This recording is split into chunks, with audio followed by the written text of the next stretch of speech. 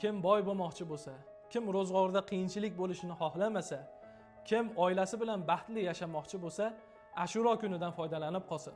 Bu yilgi Ashuro kunimiz 25-iyun sanasiga to'g'ri kelyapti. Do'stlar, siz boy bo'lmoqchimisiz? Ro'zg'oringizda kamchilik bo'lishini xohlamaysizmi? Ashuro kuni uyingizga chiroyli ro'zg'orliklar qiling, xarajatlar qiling.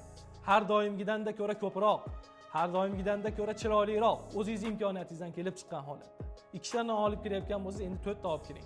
Ki barakotidan yil 12 oy kamlik ko'rmaysiz.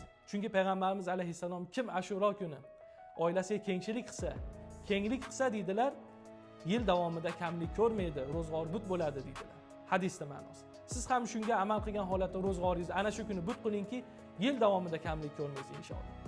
Ayolingiz bilan, ayollar bo'lsa erlari bilan go'zal munosabatda bo'lsinlarki, yil 12 oy chiroyli baxtli hayot kechiradilar va buni tasdiqi bor gaplar hisoblanadi. Kim baxtli bo'lmoqchi bo'lsa, Ashuro kuni ahli oilasi bilan, ayoli bilan, ayollar bo'lsa erlari bilan go'zal munosabatda bo'linglarki, mana shu kunda barakotidan yil 12 oy baxtli yashaysizlar inshaalloh. Men buni sizlarga ilinganim uchun aytdim. Sizlar ham eng yaxshi ko'rgan odamlaringizga ilinib qo'ying.